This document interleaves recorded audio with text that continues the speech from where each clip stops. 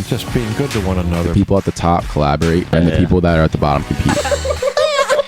Find yourself, be happy, and good things will happen. Justice for Taco Bell. It was everywhere. Which I've come close to freezing to death a couple times. That one's super pleasant. What? Are you serious? It can't hurt walking around and like thinking that you're the man. Yeah. You guys are doing a good thing here. This is very good. I genuinely love this conversation. I love the Motive Podcast. Welcome back to the Motive Podcast. I'm your host, Leo Kosach. Alongside me, no Kyle Cohn, everyone. Boo. Let's booze in the audience. Yo, Kyle, what's up, dude? You busy on a Monday? What, you got a date, dog? Yeah, Kyle cannot be with us tonight, but he's getting his haircut, ready for homecoming. Homecoming this Friday. East alum right here, by the way. Let's go. But we got a chef and stylist at QVC, Mr. Jason Brown. Thanks for being here, Jason. Dude, absolutely, man. Thank you so much for having me. 100%. I know. You came bearing gifts. You brought us a few food items. Appreciate that greatly. We have a lot of snacks at the studio, so sharing is caring. So we got, you always got to have a cookie or a treat or 100%. And something to wash it down with. Halloween's coming up though. I gotta watch the candy, bro. It can get bad. I feel like. I love what's the go-to? The go-to, I feel like I'm interviewing you now. I used to be a gummy guy. Like, yeah. I was like no chocolate. Right. But the one chocolate that always hit and still does, it's the Reese's. It's the Reese's cups? like not even the cups, like the cups, yes. Oh, the but Pieces. like the pumpkins. Like like the Yeah. trees, like the soft. Yeah. Oh my gosh, bro. Yeah, dude. What about you? I would say Swedish Fish, Sour Patch Kids, but then you also have to pop off with the Sour Patch watermelons, the watermelon wedges, which is a go-to. So, but I'm like a tried and true Almond Joy. My pop's like that's one of his favorites, so we kind of got that. 100%. It's just like a lot of people, they just kind of toss them. A lot of kids hate on them, and it's like, dude, you just gotta like open up that blue wrapper. Sometimes you feel like a nut, sometimes you don't. It's great. I love them. But so like we mentioned, I mean, well, first of all, we got the Birds and we got Red October coming up for the Phillies. I just got to throw it out there. We got the Birds this weekend. Dude, it's I am, and I'll probably get some flack for this, but am I a diehard Eagles fan? No, not necessarily. And I'll tell you why. Is because a lot of times is that Monday, say if they lose, right? They're bums. Get rid of them. Trade Hurts. Get rid of Sirianni. It's like, dude, you gotta see what happened to Trey Turner when they stood up for him, gave him that positive energy. And I'm all about the Philly griminess, right? It's like what makes the city great. 100%. But sometimes you gotta rally around your squad. But I am excited for Red October because, dude, I think they're out for a vengeance. Team looks great. Harper looks locked in. I mean, anything can happen. I'm a little nervous about that first round bye just because it's like I feel like we thrive on kind of like cocky, the chaos, and trying to get into the playoffs. But it should be a wild ride regardless. So Cassiano, man, I feel like he looks like a killer. Yeah, he's just like ready to go. So as long as his bat and the rest of the guys can put together, I wanted to stretch into November because I don't want to be sitting there, especially the last time, man. Astros, come on. Diamondbacks? Extremely. No, I'm saying last year Diamondbacks put us out, but then World Series Astro, it's like Altuve, worst. There's that little. So I'm ready to rock. So hopefully I don't know if did you put in for the tickets for the playoff tickets? Not yet. I put in for the lottery to try to buy them. So it is what it is. Yeah. But we're locked in. It's gonna be sick. Yeah. But so you grew up around here. You're a alum of the Westchester East Vikings. Dude, Vikings all the way, man. Westchester East. There's one East, and it's Westchester East. Yep. So my son goes to Downingtown East. No, Downingtown East cleaned our clock Friday, but it's. You guys are in a rebuilding phase right now. Right. We've been in a rebuilding phase for, unfortunately, like really like the 4 years that I've gone here, we've been in a rebuilding phase. Like, because my freshman year we were winless. Right. My sophomore year we won one game. So I mean that's pretty rough. But hey, it's like what happened with the Lions, man. Sometimes you gotta, you got to stack up those L's to get a dub. You know what I mean? So how was your early life? Would you say down here in Chester County, going at East, the high school experience, the whole thing? How do you enjoy it? I mean, I loved it, dude. when I was younger, I grew up, went to Westtown Thornbury. We did like a little stint in Ireland when I was younger. So from Okay. 3rd grade to 5th grade, we moved over to Northern Ireland for my dad's work. He got transferred, and then we were moving back. So it was cool because we like moved over to Westtown Road, went to Westtown Thornbury for a year, and then all of a sudden my parents were like, "Oh, we're moving to Ireland." I'm like, "Yeah, no school for 3 years," and they're like, "Nah, you're gonna get situated. You're gonna go to school over there." So it was an amazing experience, like culture-wise. Yeah. I think everybody should live abroad if they can to see the way other people grow up. Right? Not every place is Chester County. Like, Yeah. I feel like we're extremely blessed in what we have. Sometimes we have too much, around here. But yeah, so we moved, we did that. That was awesome. Moved back, and I went to Fugate and went to East, Cougars. graduated 02, long time ago. Shout out to our crew. But yeah, man, it was great. It was definitely extremely different from what it is now because, I think we got a family computer. I think I was in like 10th grade, maybe. Dial up AOL, like Instant Messenger, like that was our Instagram, Yeah. Facebook, TikTok, whatever. It was like, who's online, seeing what the deal was. But you never knew what anybody was doing until you were with them, Yeah. So I think that's something that's lost, and it's without a doubt, the social media stuff is an issue. Right. 100%. I think it's like, for me, I love to use it as a tool for work, but Right. it can also be like a weapon, right? I sit there, I'm scrolling, I'm like, oh my God, look at this, blah, blah, Yeah, blah, yeah. on here.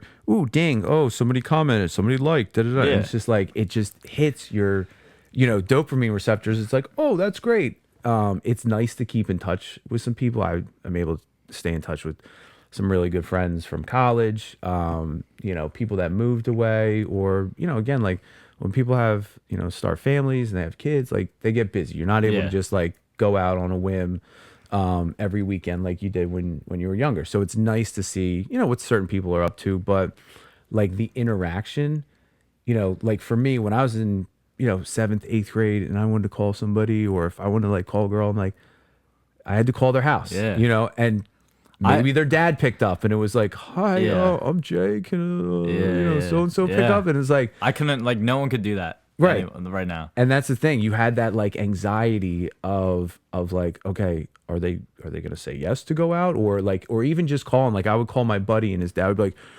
"It's Jason again. What do you want?" And I'm just like, he's like, "I gotta make a phone call," or like you could be talking about something, and then all of a sudden your mom's like, "Hey, I need to use the phone. Get off." And it's just like, "Yo, I'm talking." Like, Yeah. so it was definitely different where you had to address situations. Like you couldn't be like like a Twitter warrior where you could just text or say whatever you wanted with no repercussions, Yeah. because you can do that now. We're like, would you say that to somebody's face? Right. Something that you text or email or message or whatever. And yeah, so it's definitely a big difference because we aged into it. Yeah. I think you guys now, it's already there. So it's like, at what age are you going to be able to get on Instagram? What age are you going to Snapchat or, whatever? So for me, it's definitely different, where I'm glad that we were kind of like the last generation to not have that. Yeah. So as being consumed with it. I think like without a doubt, like the tool, like especially for us, like it's a tool without a doubt, and there are a lot of good things that come with it. But like I just see it so like, and like you said, like growing into it, I feel like your generation can definitely manage it better, like without a doubt. Right. But it's like just today at East, and this year East really cracked down on it. They have like a strict policy in place this year, which they've been incorporated throughout the last month. Like with phones? Yeah, or with phones. So like the last 3 years, my freshman, sophomore, junior year, it was pretty much just like there wasn't like an open phone policy, but Right. they really weren't enforcing anything. So like kids would just be on their phone in class, and So it's really just they're enforcing it in class, which makes total sense to me. I don't have any issue. And then if you're in a study hall, if you're in lunch, you're allowed to have it out. No, I have no issues with that. Yeah, that's no, I think reasonable. it's good because it's like, I mean, when I was going to school, if you had a cell phone or a pager and you got like call with it, you were like considered like a drug dealer or a shady cat, like, Really? and you would get suspended, you know, and crazy. like and like 2, 3, maybe 3 days external, and it's just like, Wow. I got my son, he's rolling around with his phone. I like sent him a reel, and you know he's like double tap. I'm like, why are you checking Instagram? Like, you know, while you're at school, and they let that happen. And there's so many different things that I think back in the day they cracked down on, and now they let slide. And so many things that they let slide, and now it's like, you know, cracking down on it. I mean, it's kind of it's an interesting story, let's say that. But my son, he got suspended a couple days for pantsing somebody. Is it funny? Yes, it's funny. But he got 3 days, you know, external. And I'm sitting there, I'm like, that's not cool, right? Like, put him to work. Have him walk around and pick up some trash, or I don't want to say like shame the kid, but like make him do something, because you're just sitting at house, you know, just whatever. You're not paying attention. You're probably watching TV, you know, whatever the case may be. He was at his mom's house. But, you know, and then they wanted to do him internal. I was like, oh, how was internal? He's like, oh, I was chilling, and then I got to take like a nap. And I'm like, so, but when I was internal suspension back in the day, God forbid you like close your eyes for a second, they'd kick your ass out and be done. You know what I mean? So it's just interesting to see that certain things, and you know, certain things that they did let slide back in the day and they're getting on. Yeah. You got to hold people accountable, but definitely with the phone, everybody's got a phone. I drop him off to school, and it's just like, it's like, yo, pick up your head a little bit. You know what I mean? Interact with your crew. Exactly. And it, like we talk about like the interaction, like it boosts like being able to be connected, which again, like I think once you're out of high school, great. Like it's great. Like Absolutely. you can connect with everyone that's at different colleges all across the country. You're starting a family, connecting with that. But it's like it limits connection and like takes away connection because it's so easy not to talk with someone now. Right. Because like I watched this group, so a group that I don't know how close they are, but this is just like an observation I just made today. Yeah. Straight up. So like at lunch, there's this group of 4 kids that like I sat with. We're not all that close, Right. But like it was like, so we're in like a rough lunch period. It's like these are the only 3 kids that were like, dude, what is everyone else doing in this Right. lunch? So it's like, anyway, we sat together, and then I had to get some work done. So like I went into the library instead of like sitting with them at lunch, and then I saw like every one of us came into the library like individually, and we just like, the one dude like sat on his phone and like watched a show, and the girl came in and watched a show, and the girl sat on the other side of the library and watched a show on their phone. It's like, because it's easy to do that, Right. Instead of us like if they couldn't watch a show, they'd all sit together and talk, Right. Like, oh, so yeah. And you probably it's- wouldn't even watch the show because you'd be like just chatting it Right. up and Yeah. getting sidetracked and stuff like that. Yeah. So it's crazy. It definitely, you know, puts you in a different light where, I don't know, even in like when you get together, I mean, it's, you know, people are just hanging. Before, like, you could be watching TV, watch a movie, or, you know, again, this is pre-social media, so like maybe there was one computer, you gather around, see what's going on, chat room, whatever.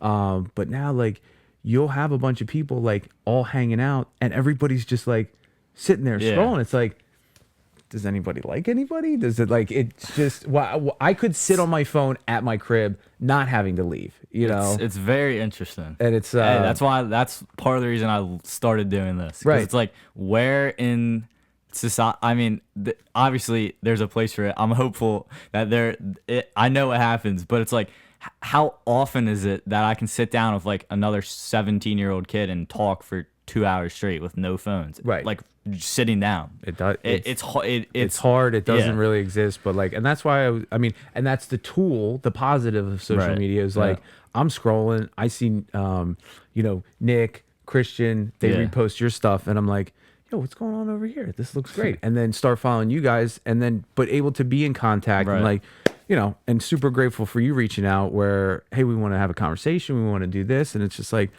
oh, cool. Right. Because you and I are probably not going to interact in like a day to day. Right. You know what I Yeah. mean? So it's that building of connection I think is an awesome part, but it also can, like, you know, especially now, right? I got my friends. Back in the day, nobody cared about politics and world issues and Yeah. whatever. We were all just like chilling, whether it was skateboarding, hanging, doing whatever, right? And now it's like blah blah blah. Oh, you think this way and you think Yeah. that way. And da-da-da. It's just like, you remember when we were all just like broke and nobody had any money and nobody cared about anything, and it was just like, you know, not saying certain issues are not important, but you know, everybody's like, oh, this and this. Sometimes too much information. It's not that and, serious. and everybody sometimes. thinks that the internet is like real. It's not real. Like, you know, to an extent, it is a big facade. And I, you know, for Like- myself too. Who's turned their phone off and not looked at any social media for an entire week? Like very few people. That is extremely difficult. You like, know what I mean? It's like I gotta do that. Yeah. Like for me, like I was like we were talking off camera, like consistency. It's like for me, it's hard for me to do that because I upload an episode every Right, week. Like I'd exactly. have to make the decision to say, all right, this isn't as important, Right. and just do it. But yeah, it's like it's crazy. dedicating your time to what you need to go. It's like anytime I like with Joe Rogan, he's like, I'm a post and ghost. You know, like Yeah. he'll post, put it up, like, and that guy doesn't care about like Dude, yeah. you know, engagement and algorithms. Like he's gonna put something up and that's that. Dude's sitting on 500 million, you know, whatever Yeah. it is. But it is because it can consume you. Like I tried to do every morning, my mom, which I love it, you know, she sends my brother and I this devotional, right? So it's Bible verse. You know, I look at that and then I have my like little devotional book that I read. You know, it's just one page for that date, and you know, I try to apply it every single day. Most days I don't rise to the challenge. It's like, you know, but it is encouraging words that, you know, can get me through my day. We're also being like, hey, think of things in this perspective, Yeah. right? And it's, you know, definitely like faith-based, which is great. But I always have to do that before I check my phone. Like any social media stuff, there might be a text from somebody or an email for work or, you know, whatever. But like before I scroll through Instagram, TikTok, Facebook, whatever, I always make sure that I get that in to then at least have some clarity throughout the day. So it's like my one thing where if I don't do it, I'm kind of like going against what I set out for that day. And dude, my brain feels a lot lighter when I go noon, 1, 2. Like if I can just do that and put it aside, and it's like, all right, cool. Like Yeah. you don't need all the dings and the bells and the whistles all the time. And if I do scroll, I'm telling you, like my eyes, it's not like I get like a headache, but it's like my brain hurts. It's too much, dude. It's like yeah, it's like you'll be scrolling, you'll see someone like freaking like wipe out. It's like something stupid. Right. It's like, dude, Yeah, enough. and those things are funny. And then I'll get like, you know, I'll follow, you know, whatever page and this and that, and then something will come up, and then I go down a rabbit hole, and a lot of times I'm like annoyed or bothered or, you know, whatever, Yeah. because it's constant bickering from, you know, whether it's one side or the other, or maybe like negativity or something like that. Yeah. People complaining, but I'm just like, show me something funny. Like I just like to throw Yeah. memes back and forth to your buddy, or you Yeah. know, my brother and I, we just like crack up all day. Not saying like all day, but you know, those random stupid funny you know, memes or reels or whatever that come up, like that's, I dig that part. You know what I Yeah. mean? You get like a little laugh. So, but sometimes Yeah. I can over consume. Yeah. So I mean, overall, like, where were you at the end of like high school? Where did you want to go with your life? Like, how was your senior year? I'm a senior. Any takeaways? Senior year was definitely interesting for us because we started, so I was class of 02. We started, you know, September of 2001, and senior year, you know, 9/11, I would say worst tragedy in American soil. You know what I mean? So it was such a crazy day. Like I remember, I was in the B wing. I was taking classes. You guys have the B wing still? No. Oh no, really? No, I Then mean, maybe they like maybe it's not like a thing. Well- you know where the sports entrance is? yeah. So it was like up there, and it kind of like jetted out. The internal suspension room was in there. I don't know if that. So So are you talking like, was the science wing around when you were there? Because I knew that was like an addition. no. Like, you- So like, like the- you know where the The link. the art studio, like the photography and like shop class. Maybe they Yes, revamped yes. the whole thing. I know where the shot, like It down, was on the down first kind of near floor. the gym. Like there's a, Yes. is it the ramp down you're talking Yes, about? Yes. yeah. Okay, right there. So that like area, that was called the B wing, right? Okay. So it was like, I think it was 2 floors. I don't think it was 3, 2 floors.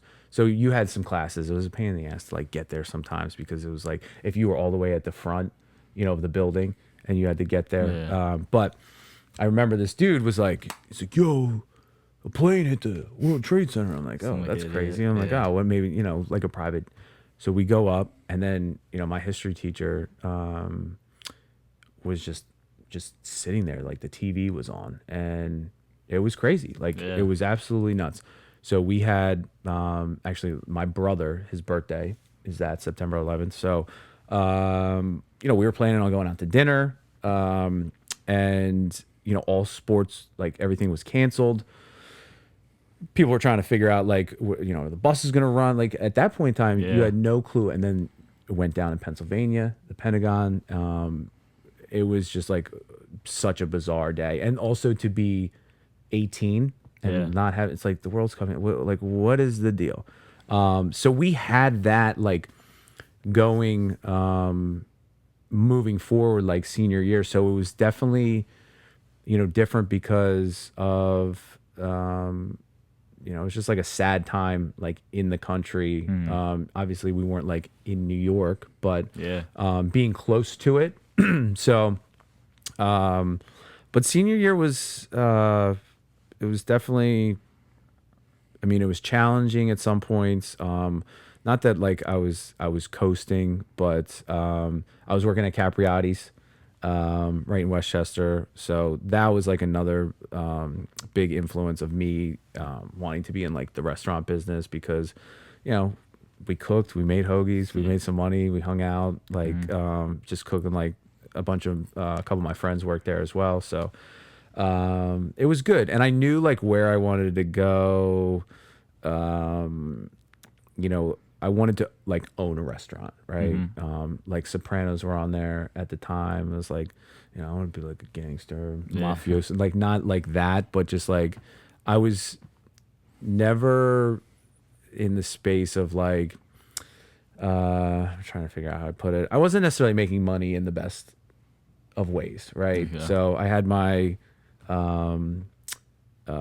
restaurant job as kind of like the facade, but then there was the other hustle, which not necessarily was conducive to a productive lifestyle. So when you are like in that space, you're just like, you don't think anything really can happen. So that's kind of like when like my partying and irresponsibleness, I guess you could say, started to like take place because when you see cash coming in from different directions, you're like, oh, I love that, and then, but I knew I wanted to go to like away from Westchester, and like every time we would, talk about like, oh, where are we going? So like I went to Johnson and Wales in Rhode Island, because they had a culinary program, restaurant management, which I was like, all right, cool. I can get into that. And my grades weren't great. I phoned in a lot.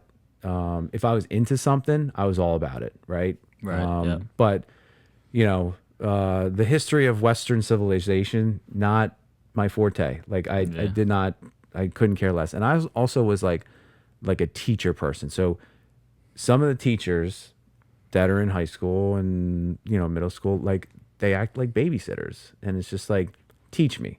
Don't micromanage me. Don't worry where my lab pass is. Like, I come to school, I do my work, grade me on that, and be on my way. I had a lot of teachers, like, did I talk a lot of trash? Yeah.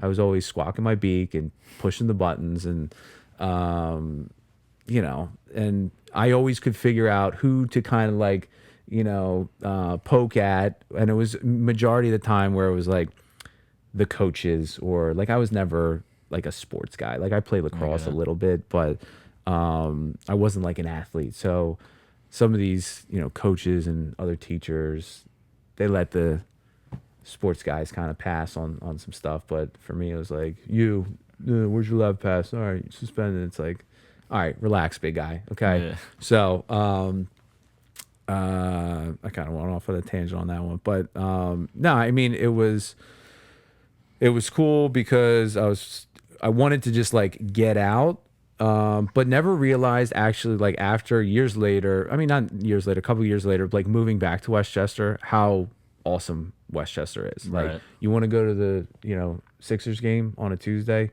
45 minutes down the street. You want to go to the beach, you want to go to the mountains, you know, you're right there. So I feel like we are perfectly located in so many things where, you know, you go farther west, like you're in the middle, you know, you're past Lancaster and stuff like that. It's going to be like a day trip to go to the Phillies. Like I know there's certain days where, you know, tell my son, hey, you want to go to the Phillies game? Oh, cool. Yeah.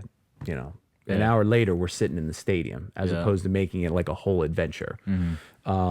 So yeah, the main goal was like to always kind of get out, but I never really also realized like what was important, you know, family wise and core group of friend wise. Like, regardless of what you get into in life, your family's going to be number one. Like they're going to have your back. Like your boy that's like, yo, I'm ride or die. No, because when, you know, it hits the fan, they're nowhere to be found. Yeah. You know what I mean? And that was something that I always thought like I could get through like life, you know, by myself. Like I can't wait to go to college. I can't wait to be by myself, you know, blah, blah, blah. But, you know, me, I can get into mischief. And when it comes down to it, like mom and dad, they're there. You know what I mean? They're picking up the phone, right? And supporting you, you know, no matter what. Sometimes like, you know, your friends say they got your back, but then when it like really comes down, it's like, oh, nope, I wasn't involved. You know what I mean? It's like, oh, I thought you were my boy. You know what I mean? So, Did you like grow up around good food, family and food cooking at all? yeah. So I would say my love of food came from my grandmother, and that's my mom's mom. Mom, I love you, but unfortunately cooking skipped a generation, right? So like it was always exciting. My grandparents live in Rhode Island. So when we would go to their house, it was awesome. It was always a treat. My grandmother was making breakfast, lunch, and dinner, like from scratch. You know, she would make this fried dough, hit it with powdered sugar, maple syrup, like the most simple thing, but it was just awesome. And it was also like a treat, right? Her spaghetti and meatballs, her meatballs are hands down the best. Like I finally kind of got it a little bit. Like my mom got it down after years, and then now I'm trying to like really kind of come into my own where I can call them close to hers. She'll always have that. But yeah, food was always like a cool, awesome way, especially like family getting together. I remember we would be at they had a huge table in their kitchen. And, you know, when it was dinner time, but then they would have neighbors come down like for coffee or, you know, just popping in. Like, you know, I'm at my house now. Somebody knocks on the door. I'm like, yo, who is at the crib? Like I'm bugging out, whatever. But, you know, back in the day, it was, you know, neighbors came over, they chilled. Right. Hey, I got a, you know, a bundt cake. Hey, I got some, you know, zucchini from the garden. Want to, you know, come over. So it was always a treat, and it was always kind of like a special thing. Like dinners were awesome. And then between my grandmother and then, you know, as the Food Network started to like come about, watching that and like watching Emeril and, you know, Bobby Flay back in the day, and, you know, just seeing these awesome chefs get into this TV space, I'm like, this is awesome. So like to be able to see it, right, and how it was done. And my grandmother's always like the one person who didn't like shoo me out of the kitchen and be like, all right, you know, get your ass out of here, you know, go wash up, come back. Like she'd be like, hey, you know, here, pick the green beans, or, you know, do little things. And there was a lot of times where I was like,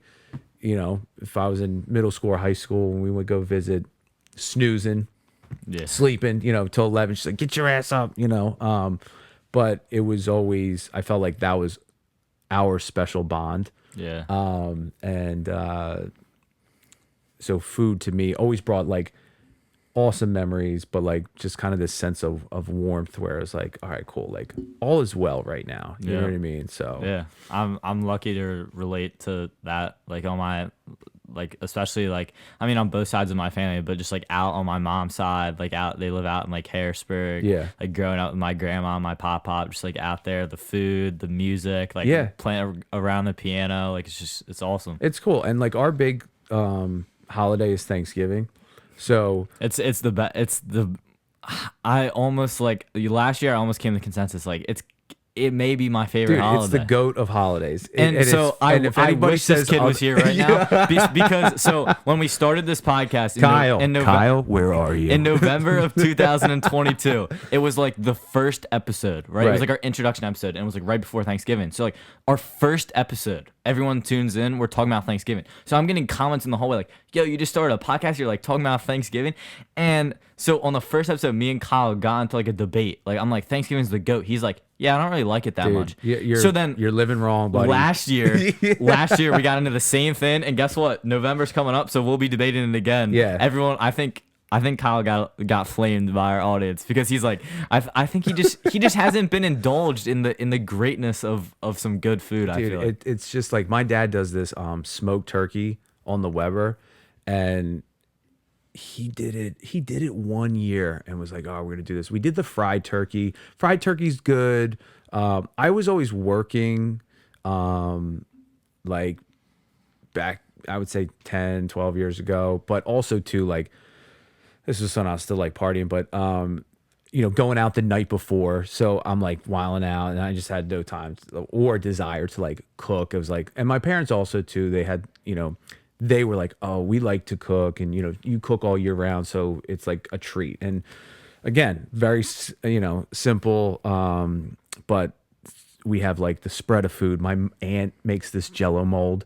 Dude, this Jello mold is like, it's so simple and just kind of like, it's 80s style. And we have this, which is the best, where 1 year she made this mold and we're all like busting her chops about it. So we have, she's bringing it into the dining room. This thing slips right off the stand, falls on the floor. There's like little crumbs or, you know, bits of fuzz and all that.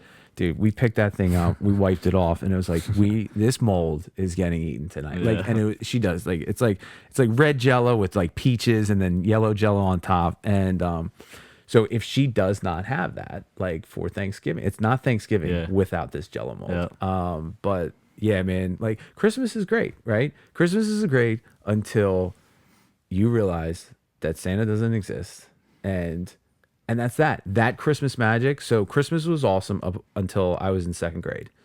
Okay. And then once this dude, the people are like, that's probably why you're so troubled. My neighbor, you know, I was hype. I was ready. I was like, Santa got me Nintendo last year. I was like, who knows the possibilities of this year? And he's like, that's your mom and dad. I'm like, dude, no, it's not. Like, mom and dad, they're not getting you Nintendo. They're not getting you this. Like, I think I might get a bike this year. And so I had to go up to my parents. I'm like, can I talk to you about, you know? And my mom's like, come upstairs. And it was just like, I'm like, this sucks. This sucks. Like, that magic getting ripped of you.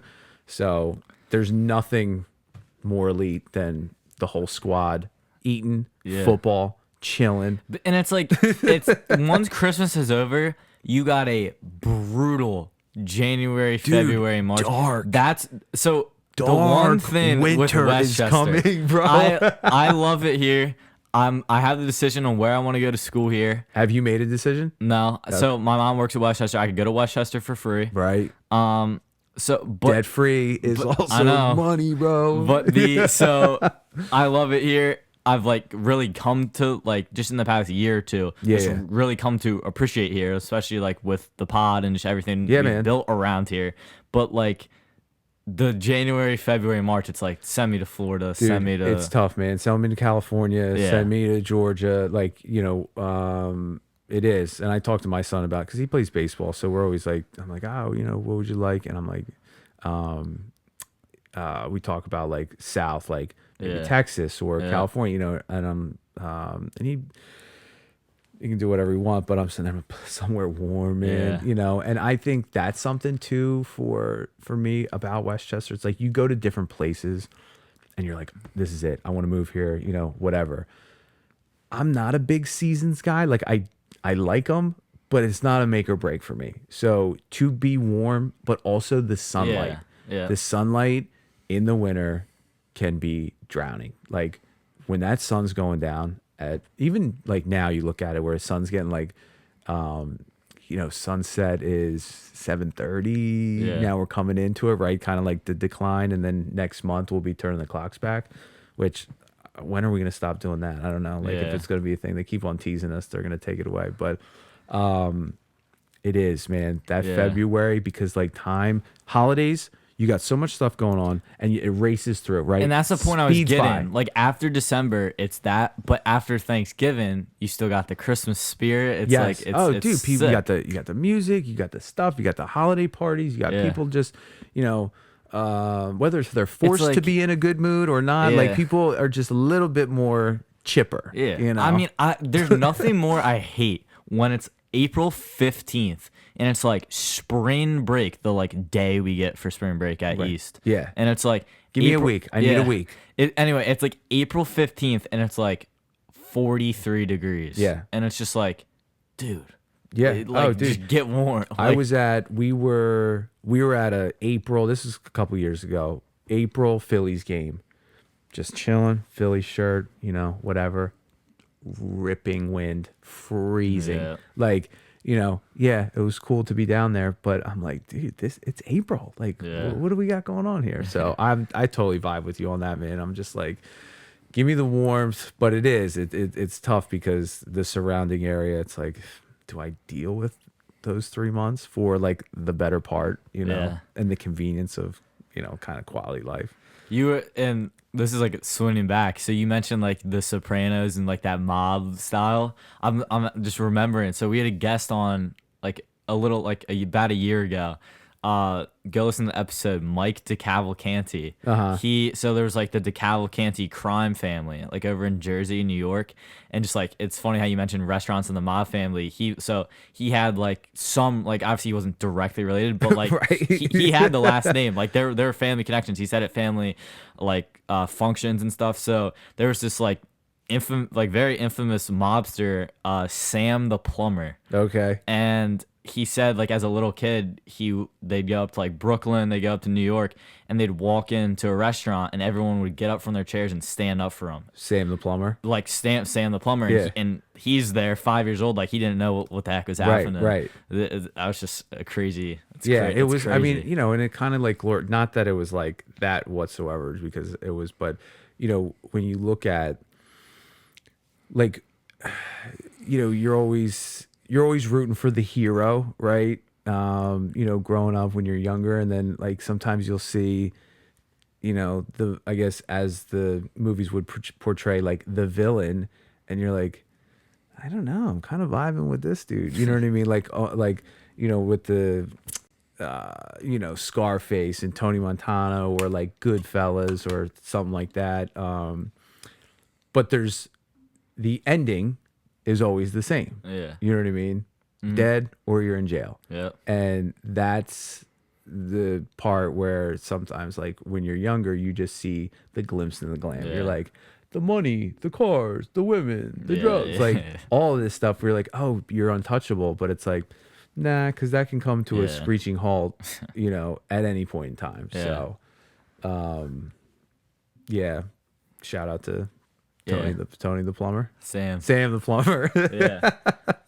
And so I saw on your Instagram that you struggle with addiction?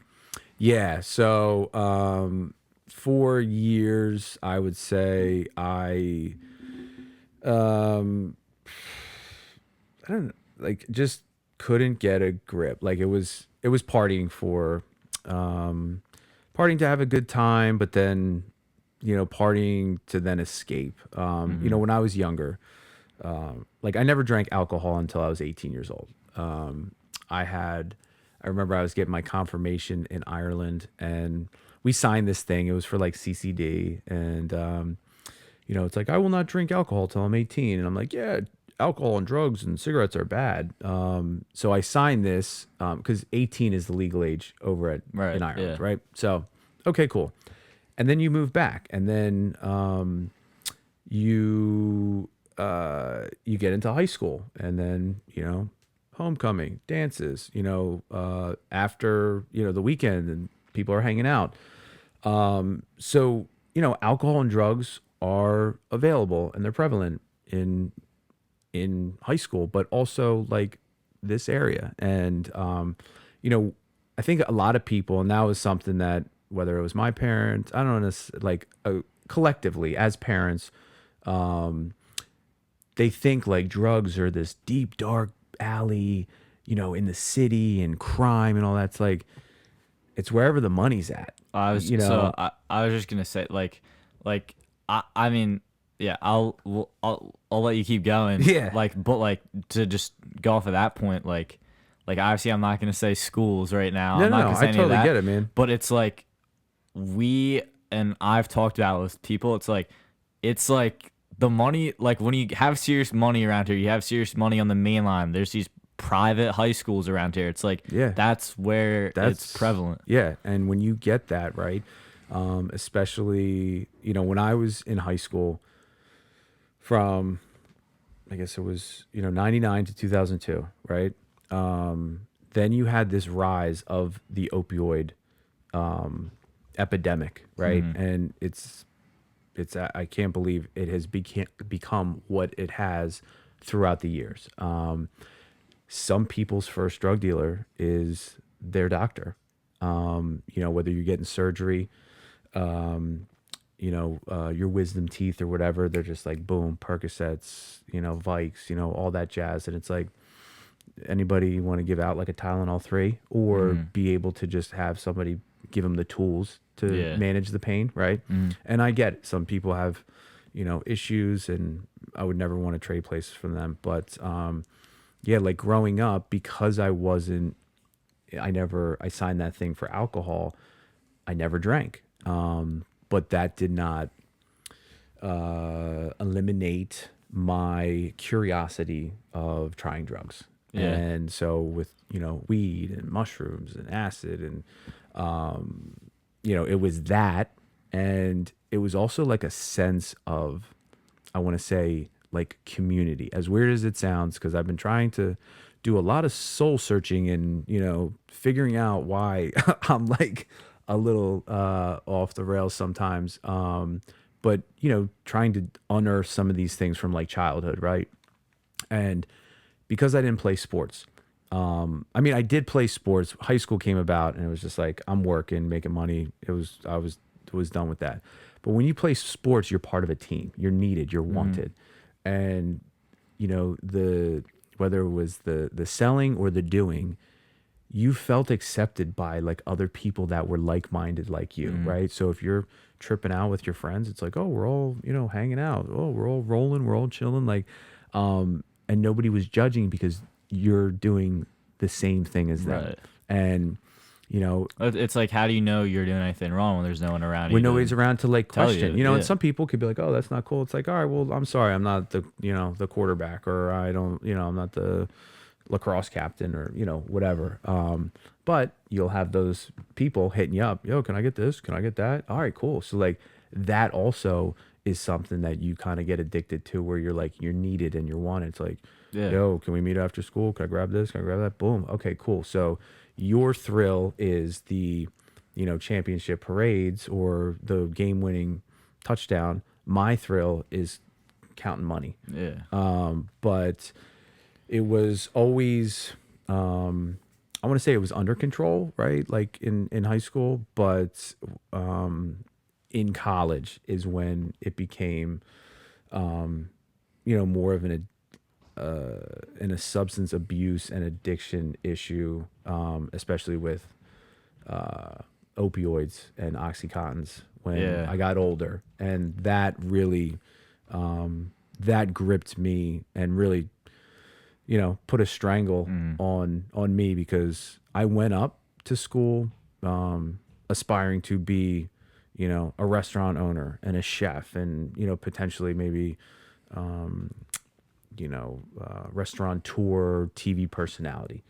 But I got crippled by choosing the wrong path and letting, you know, partying get a hold of me, especially with the oxys, because you go in, you know, dabbling and trying, and you're like, oh, this is cool, and you know, you get messed up and this, that, and the other thing, but you don't know the severity of it until it's too late. And, you know, it really only takes, like, when they're sitting there, it's like, oh, it only takes one time. It takes one time. Yeah. It is so powerful that it gets a grip of you, and the way it hits your brain, and especially with opioids in general, with like the prescription medication, like when you're doing heroin and you know, other street drugs, that's cut with stuff. So you're not getting everything that I guess you're paying for, but with the prescriptions, it's pure. So it's made, everything's the same. So you're actually doing like worse damage in that end, and more difficult to get off. And that's where I had to look at myself in the mirror after, you know, losing friends, losing money, you know, being down this path where like I was becoming a hermit. You know, like it was great freshman, sophomore year, awesome time at school.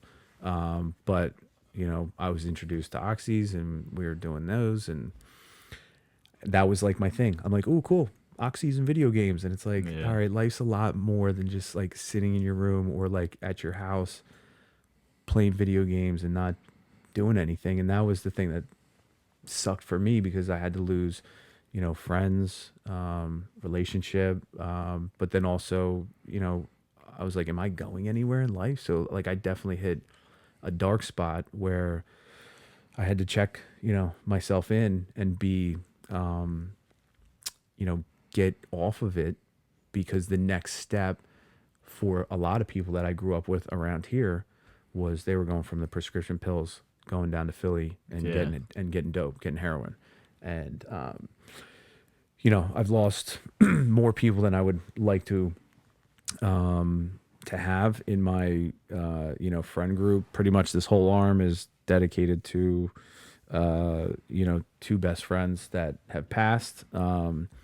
And, you know, so it was a big wake up call. You know, I remember checking into myself, for an outpatient rehab. And, you know, I told the guys, like, look, I'm going home in 50 days, like to go home for summer break.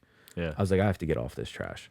And he was like, you see that guy over there? He's like, that dude's been here 20 years. He's like, so good luck. I'm like, dude, put me on whatever dosage you have to get me off of this trash, and I got to figure it out. So it wasn't necessarily the easiest road, but then getting off of the opioids was an extreme blessing, and that was, you know, almost going on now 20 years. But what was you know, really sad was that I was substituting one for the other. So okay, I'm cool, I'm clean off the oxys, but now I'm drinking and doing blow. And that's where that led to more of like a decade long you know, stint of just party, and being in like the restaurant world. Like, it sometimes can be just a vicious cycle where you're sitting there, you go, you cook, you serve, you bartend, you know, whatever. All right, shifts over at 10:30, let's go out. So, you know, after you turn 21, it's like, cool, where are we going? Jitters. We're going to, you know, Square Bar. We're going, you know, like all these places in Westchester. It was totally different down before, but yeah, that's your thing, because, you know, I didn't want to go home. I didn't have work till 12 or 2 p.m., you know, in the afternoon. So it becomes that vicious cycle where, and I didn't have like exercise or, like, I would say like hobbies that were productive, where it's like I could do that. Like, it was get tossed up, sleep till you had to go to work, shower, boom, and then do it all over again. Yeah. So Yeah, I mean, there's so much that I want to touch on there. Yeah. Like I'm trying to remember everything, but like, so like, yeah, just like as a kid in high school, like, so having like a voice to like we were saying, to like just to have someone, if they can hear an idea, like, I mean, that's definitely something me and Kyle try to like pride ourselves in. Like, we definitely, like, we don't participate in that. We're around people that are well into that, and Right.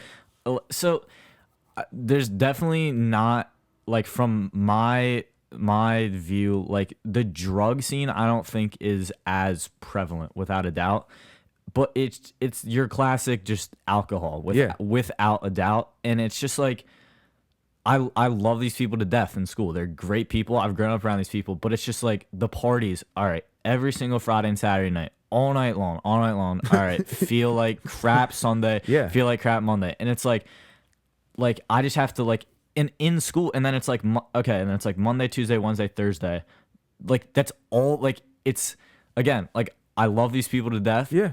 It's all they can talk about. Living for the weekend is not the Exactly. And this is, That's what we talk about. And it's like, you know, it took me a very long time, and it took me to ultimately hit rock bottom to then turn the page and be like, yo, you got to figure this out, dude. Yeah. Right. And this was even after my son was born, but that's what it is. Like, you look at, I was watching this interview with Dana White, and dude, he's like, I hate sleep. He's like, I get so I've seen excited that. to be up the next day. Years ago, I was like, I can't wait to go to sleep. I can't wait to go to sleep. And it's like, you're just pissing the life away, which sucks, because you're borrowing. And who was it? James Corden, the dude that did the late night show, right? Love that dude forever. Thought he's so funny even before he had his talk show. But I think I want to say he's in recovery, sober guy now. But what he was talking about was like, he's like, how much of tomorrow do you want to borrow for tonight? So like, you're going out, you party till 4. You're borrowing those hours from, the next day, happiness. So when you wake up, whether you got a headache, migraine, you're dehydrated, maybe some of the stuff that you did or said, that night, like, then when you wake up, it's like, what did I do? Who did I say that to? What happened? You might look over and be like, who are you? Like, It's just you know like- what I mean? yeah, It's yeah. just like, I think society normalizes partying, getting wasted, alcohol, right? You'll never see, which I think is amazing to really show the grip of the alcohol industry on society, and like, just the money that comes into play. You watch a commercial next time of Corona, whiskey, whatever the case may be. You'll never see people sipping alcohol in those commercials. You'll never see somebody with their face in the toilet throwing up from that. All you see is palm trees at the beach. Hey, it's the best time. We're doing this, we're doing that. You don't see the DUIs. You don't see the people getting possibly killed, alcohol poisoning, busting your face, getting arrested. Like, you don't see those things. And people need to obviously manage their consumption, obviously. Like, that's up to you, right? But after removing myself from that, it's like, there's so many other things that you can do, and especially like at a young age where There's too much opportunity to be throwing it into a Friday and Saturday night. That's what I feel like. dude. And you guys are operating at 100.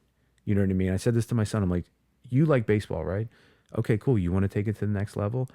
You want to have the Kobe championship parades, but you don't want to put in the work. And not saying he doesn't put in the work, but it's like, don't expect these things to happen if you are not being at your best, but also being 100%. Yeah. Like, these dudes, they think It's discipline. they can do whatever they want, and it's the discipline. And I'm telling you, like, and not to sound like, like a dated old head, but it's one of those where I've learned from it, and you will get so much farther where, 50 Cent, he doesn't drink, right?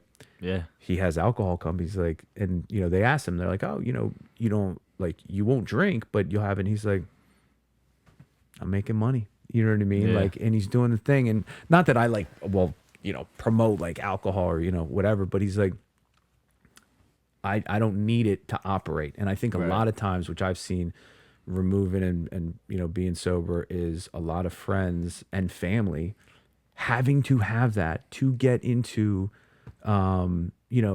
the next stage of the conversation or enjoy themselves. Like, it was difficult for me to go to weddings, excuse me, at the start, because, I would dance, party, and it's just like, once the tequila or the whiskey like kicked in heavy, dude, it was game on. And there was a lot of times where, yeah, I took it to the next level and embarrassed myself and probably embarrassed my friends. But if you can be in that space where, like, what you're doing right now and continue to do that, it doesn't make any sense, especially where you're at and where you're going. And that's the crazy part about college, is like, you go and it's like, oh, I'm getting all banged up and this and that and the other thing. Dude, if you would take the amount of dollars that it costs to go out, right, whether it is your night out on booze and, let's say, extracurriculars, you're potentially, if you're getting drugs,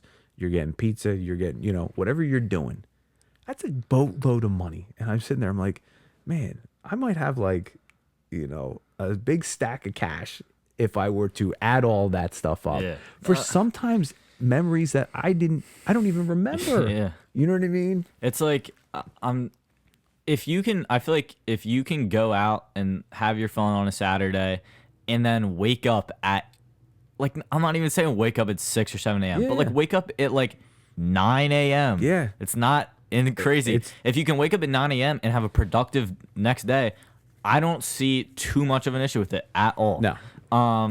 Like, speaking to like kids my age, really.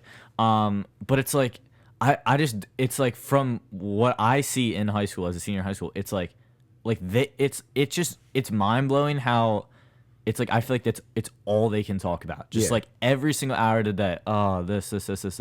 And I get it. I'm sure it's, you're having your fun. You're 17 and you're out. But it's like I wonder how, like, if I got every single one of the kids that was at like a party and I told them to come out to this run club I do every Saturday, and like you all went for a run together and then got coffee at 8 a.m. on Saturday, and we all, like, no one went out on Friday, but we all got up Saturday morning, went for a run in Westchester. Dude, I feel like it would change a lot of people's minds. It's a game changer, man. It is. And it's like, I could barely run around the track, doing the mile every year, the mile.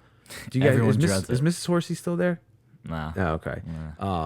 She was awesome, but she, like, it was all right, mile time, and I'm like, no. And I used to smoke cigarettes for years, and it was just like, this sucks, dude. Like, I couldn't ever, it was like a struggle. I'm like, am I gonna die? And that was only 1 mile. Yeah. 1 mile on a track, flat, and like you're in gym class. Like, I hated it, but now I'm sitting there, I'm like, dude, that runner high, that is like, it is real. That's it. It is real, and it is awesome. And I mean, there are so many times where, even today, went for a run, been on like this run streak, and a lot of my buddies, they're like, yeah, we're gonna do a year. I'm like, okay, cool. Try to keep up with you guys. Got it to a year, and then this July was 2 years. So at least a mile a day. And it's nothing crazy. Some slow miles, some fast miles. And sometimes, between, I guess the last couple of years, throw a marathon in there, couple halves, couple broad streets, so not every day was 1 mile. I'm doing my first half, the Philly one. Are you doing the Philly half? Yeah. That's great. That whole weekend sold out. So that's going to be nice for you guys. A year ago, like a little over a year ago, I was running like very off and on. Like, I would go for like 2 months straight, and then it was just like, I want to run for a month. But then finally, like this August of last year, I was like, all right, I'm going to run every day. I've run every day since, literally, like you said, on Christmas, yes, on Thanksgiving, yes. Same thing. It's awesome. And what was I gonna say?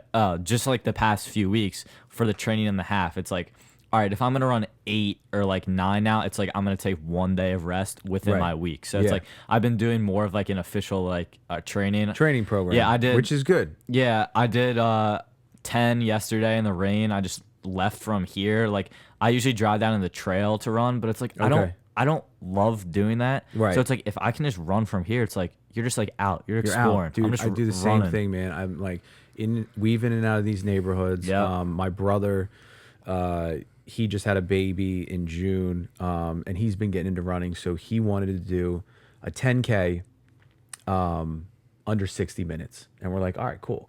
We got a couple buddies. I got this one friend. He is an absolute animal. And he should be on this pod. JJ Rudisil, you better get on this podcast, big guy. Don't knock him. He went to Ruston, but he is a swim coach over at Westtown School. Dude crushed the Philly Marathon 2 years ago. He missed Boston by like 6 seconds because they decreased the qualifying time. Okay. So then he ran it again. Ran Philly last year. Crushed it. So is it for Philly and like can anyone enter Philly? Philly, you just sign up, right? Yeah. You can raise money if you want, but you can just sign up. You pay, you're on Yeah. your way. I did Philly. Philly was my first. I did New York twice, but that was through charities, and that was recovery charities, partnership to end addiction. You can get in through the lottery, and you might, I think, qualify, but I think it's more of lottery and charity. So that's a good thing about New York City is that huge charity race. So if you're not getting in, at least you can run, but you're raising money and you do the thing. So, but Boston is qualifying times, but because so many people have been qualifying, like based on the time, and usually it's under 3 hours. Okay. So he ran, it was like 250 something, or maybe under than that, right? But then the next year, he smoked it. It was like under 250, so 240 something, right? So he gave himself a really good buffer zone. So he's in for Boston. I would love to run Boston this year, 2025. And when is that? It's in April. It's April 21st. I'm pretty sure it's the day. I guess I don't know if I'm pretty sure it's Patriot Day that like they have it, but it's the day after Easter this year. I'm pretty sure. So, but speed wise, I'm not qualifying. Like I can run. I feel like for where I'm at, my age, like I can run a good time. I did the distance run recently, which was great because I finally started doing like negative splits. And not that I'm a run coach, but whatever, like I just love running, listening to music and clearing my head. Like that's why I got into it. And it was also good because that runner's high is so much better than any other high. Crossing that finish line, whether it's a 5K, 10-mile, half, or a full, dude, you're doing stuff that puts you in this like elite category. Like the percentage is on the population of whether it's the area, the earth, it is a very small percentage that people are running 26.2 miles. Yeah. Even 13.5, a mile a day. It doesn't matter. Like that's the thing. Not a lot of people do it. Yeah.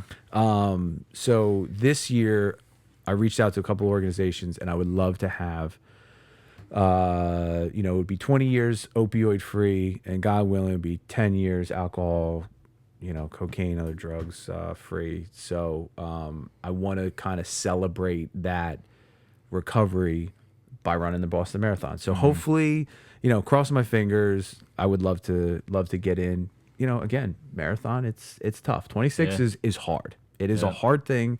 But it's also like the struggle, I think, like now I'm kind of addicted to, where I'm like, I need to do something that I don't want to do. That's it. I mean that's running. It sucks, but like it's like if you're it's literally just like it's hard to explain. Just like for anyone that hasn't like really dove into it, like if you're doing the alcohol, once you get into a run and you just like even like it's hard, but it's like the reward like factor once you're done is just that's addictive. Right. That is addictive. Dude, it's proving to my younger self that it's like, yo, you can do this, man. Yeah. And you know, even like I always scroll through like the results anytime like I do a race. Like I'll look at the male category, but then I'll look at my times and then see like, you know, other age groups. So if there's like 25-year-olds that ran like not as fast, I'm like, yeah, that's right. You know, your boy still got it. But like, you're competing with yourself. So if you're training to do something, you only have yourself to either thank or blame if you're not where you want to be. It's just all mental. It is. And like my first Philly full, I was training, I was doing like cycle bar, I was cross training. I was in a really good spot for that. 2 years in 21, I did New York City. I phoned in the training. Like, I'm like, oh, I ran a marathon before. Like, as long as I can run 20, you know, one time, I'm good. Dude, I got my ass kicked. New York City, that course is like, if you want to be humbled, it was one of the most difficult physical things that I've ever done in my entire life. Like, I never walked during a race, but that year I did. My legs were shot. The next year, I did it in 22. And the main goal was to raise money and awareness for the charity. But I was able to get like, it was like 16 minutes faster because I trained more. Still not to what I should have done, but it showed me like, hey, you're first, you were on point. So that was your time. Second, you slacked. So that's what you got. And then the third, it was like, all right, cool. Like, that's what happens when you put in the work. So I would definitely love to continue to raise awareness for substance abuse and addiction and be able to, you know, run Boston, because that is, again, like the tippy top of like, I feel like the world majors. Yeah. It's tough to get in, tough to finish. It's not an easy course.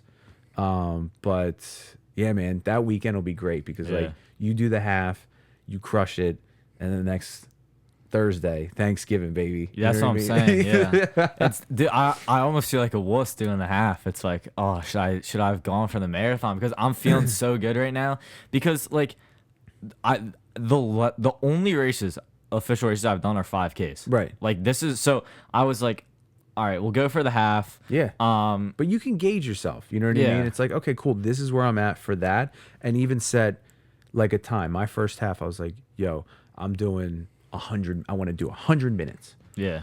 And it was an hour 40 and 26 seconds. I always have like, I always will have that in my mind. And my uncle was like, well, 26 is technically less than 30, so you could round down. So you really, you know, if you want to justify, you got to 100 minutes, you know. Yeah. And it finishing was like an amazing accomplishment in itself. But and I was cool with the half. I'm like, I'm good, blah blah blah.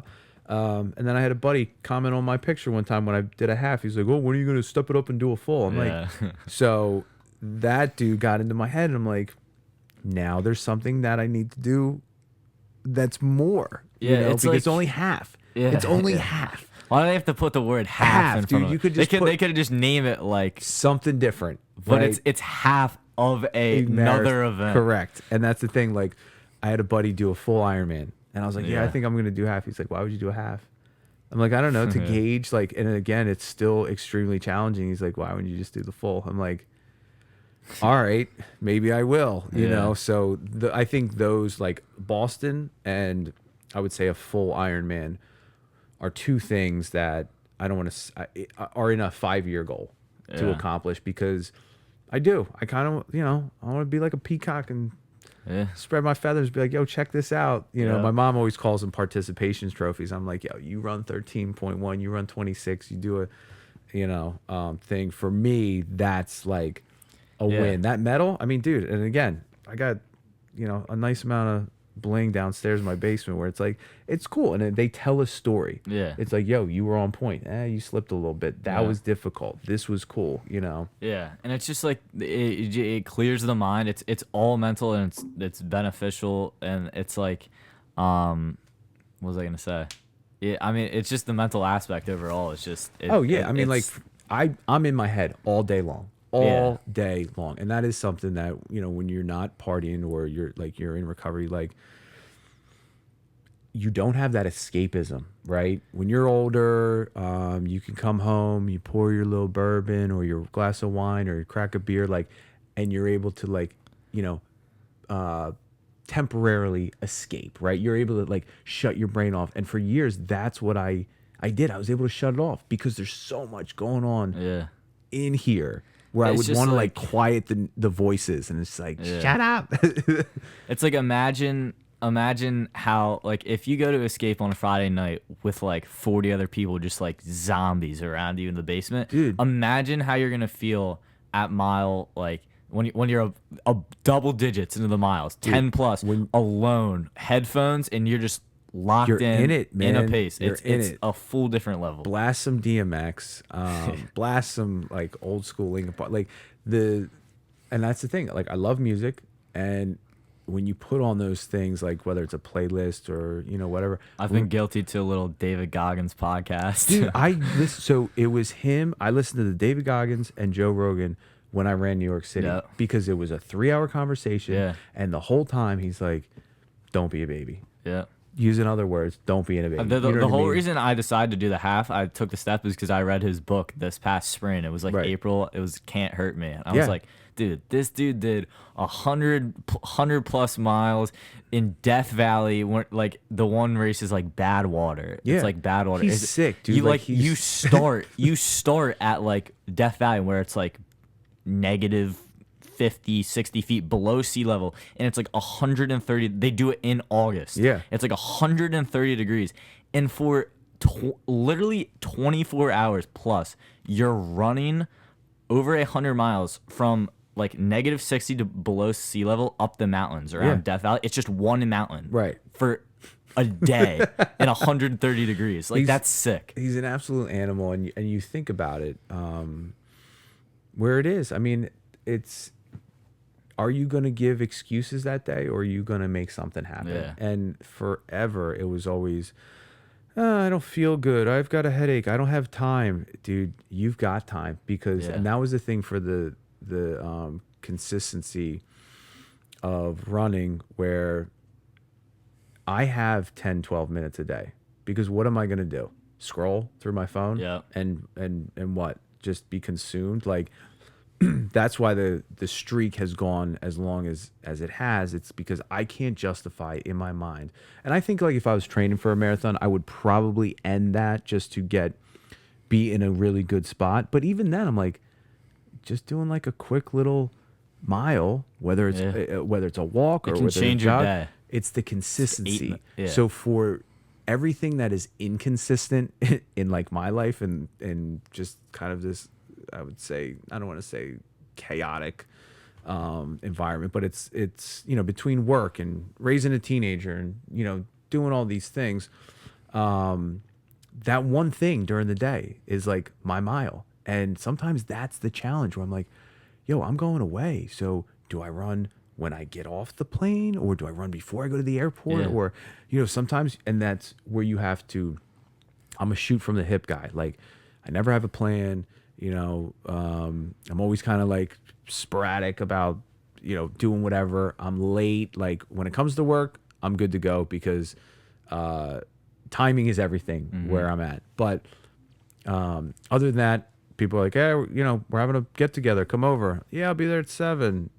8:15 rolls around. Like, Yeah. yo, what's up? They're like, dude, where were you? And it's like, I just, and I'm just like, Priorities. right? Yeah. But that, as of recent, my brother's been getting me up. We've been going like 5:30. We go to Ruston, and we do like this loop, and it's like 2.2 miles because he got in. That's kind of where I went off on a tangent, but he wanted, to start running, and he accomplished it.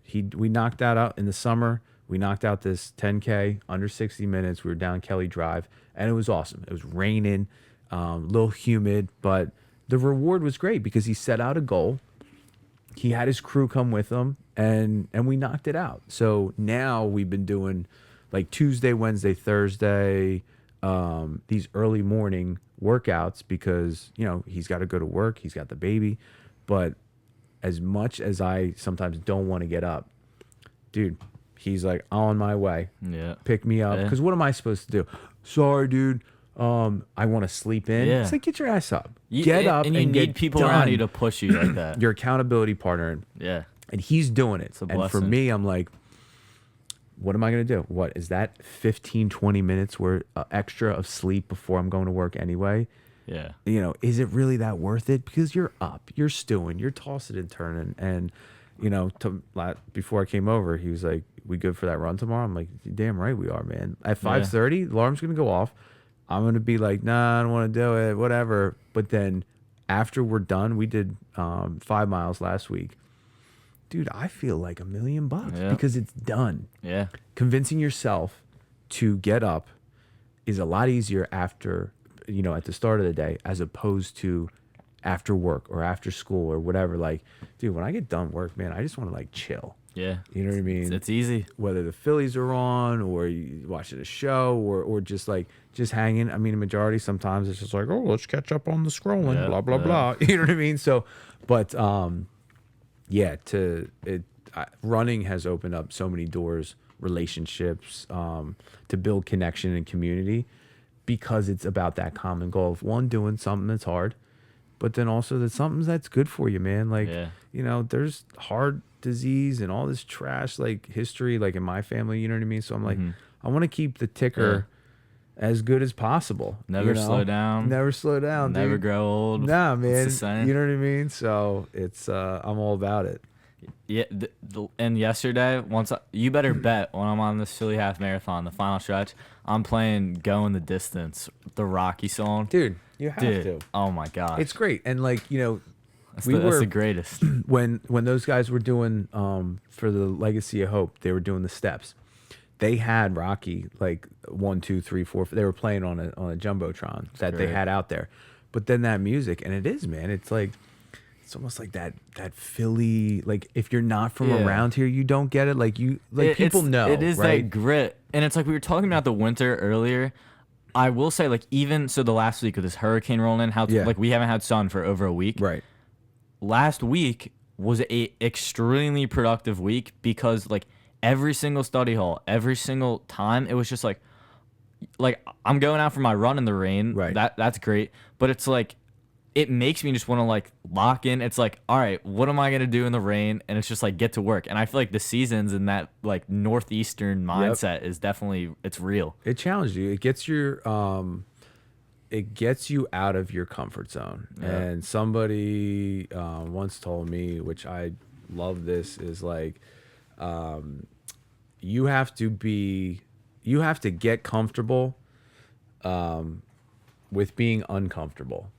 You know, when you are always comfortable, that's when you get like you plateau, right? Like, and you got to put yourself in these positions, whether it's vulnerability or challenging yourself. Like smooth sailing is and again, this took me like years to like realize, because I was always trying to figure out the easy, you know, way to get out of it. Not do, like, I would spend more time on figuring out how to not do work or like, you know, get by than actually putting in the work. And it's like, if I would have just spent the time to doing it the right way, I wouldn't have to do it twice, or I would have had better results. And you know, you're not going to have a great, amazing run every single day. You're not going to have a great, amazing day at school, at work. Like, there are times where life's just going to punch you in the face, and it's like how you react. And I can get into my head about that and stew. And, you know, this, I got these two guys at work. One is an amazing mentor. He's 25 years plus recovery, and, you know, chef, stylist. He's my go-to, and he not necessarily tells me everything I want to hear, but tells me what I need to hear. Yeah. And then, you know, a guy that works with him, extremely amazing dude, talented guy. He told me one time, he could see I was just like stewing about something and just having like a day. He's like, dude, you can't control the situation. He's like, but you can control how you react. Yeah. And I'm like, oh man. And like those words play in my mind. So it's like, and I was having a day last week at work, and instead of just being like, whatever, cool. I'm gonna knock it out of the park. I'm like, why is this? And complaining and like, you know, not sitting there whining and crying, but like, it was I was pissed at myself because I was like, dude, get a grip, man. Like, lock in, be the man, take the challenge, you know, bull by the horns, and figure it out. Like, get Yeah. it done. So like, instead of sitting there wasting energy about complaining about what didn't happen or whatever, just make it happen. Yeah. Like, and that's what I need to constantly remind myself about. It's like, you want to be great, you want to get to the next level, you want to do stuff, dude, it's not going to just come to you. Yeah. And if it does, what's the point? It's not even going to be worth it. And I think that's something that I try to explain to like my son, but there's no success in mediocrity. And whether it's at work or just in life or whatever, and you know, if I can be a certain way, it's because I want it done right. I want it like to be the best, right? And you know, and you need to learn from that, but you also need to surround yourself with those type of people. Yeah. And if people are cool with just like plateauing, that's awesome. That's you. That's not me. So I want you to be able to give me the best, but I also want to be able to trust you that you have my back, but you also know that I've got your back. Yeah. And that we can learn, because you can learn from every single person. You know what I mean? It does not matter where you're at in life. You can learn something from somebody. Yeah. But yeah, those are some times where I get annoyed with my younger self, where it's like, dude, you just were so mediocre for years. And not that like I'm the best at anything, but I just like to strive for those. And I think between like cooking, you know, trying to get to the next level in career, but also the running, I think that all tied in, where you can be better every single time, but you can learn from your mistakes and move forward. Yeah, I think so. I heard someone say like if you're presented with a problem, it's like, can you do something about it? All right, don't sweat it. Yeah. Can you not do something about it? All right, don't sweat it. Right. Like, And it's simple on paper. Obviously, it's a lot harder than that. You'll psych yourself out, but when it comes down to the basics, I mean, that's really that's it. It is. I mean, and that's you get so consumed with what potentially won't happen, right? You're like, oh, what about this? And it's like, that's not even on other people's Yeah. radars. Yep. And I'm making up scenarios in my Yeah. head that like don't even exist Yeah. and probably aren't going to exist. But it's like, if you could train your brain and your mind to have that strength and just like executing, Yeah. you know, the project at hand or the task or the challenge, like you'd be in such a better space. Yeah. I don't want to circle back on this. Like, I want to move on this topic, but Yeah. so you're talking about the oxys, and that was like, obviously that's been brought to light like so much recently with like the family and whatever. Like, I watched that Netflix documentary. Dude, it made me sick to my stomach. Yeah. And I mean, you watch the Michael Keaton character, one of my favorite actors, but he was he played that role perfectly. And there's another one with the dude who, why am I like blanking on? He played Ferris Bueller and Matthew Broderick. He is like the guy of the company. I forget. Sackler. Yes. Yeah. Right. Scumbags. Yeah. Disgusting. Like, I insane. couldn't watch all of Dope Sick because it was bringing me back to such a time that like I have to remember. But like, so watching some of these people like go through withdrawal and watching some of these people Yeah. do the grimy things that they were doing, I'm like, would have that have been me? Would I be sitting 6 feet under, you know, if Yeah. I continued down that path? And I'm sorry, I didn't mean to interrupt. What did you like? I mean, I was just saying, just my take on yeah. all that I mean, stuff. just since you mentioned Oxy in general, Yeah. like I know OxyContin from the whole scandal. Like Right. that's the only reason I know that And name. It's a blessing that is the only reason Yeah. why you know that, because you know, our, you know, Chester County, our first drug dealers were doctors, right? Unfortunately, we had some people that got into some, car accidents, were hurt, got surgery. That's what they were giving. And it's like, how do you, as a doctor, a responsible doctor, and I'm not a doctor, so I don't know, but you prescribe somebody 80 milligrams of OxyContin for their pain management. Dude, when I was doing those things, they were out of control. You were on a whole nother planet.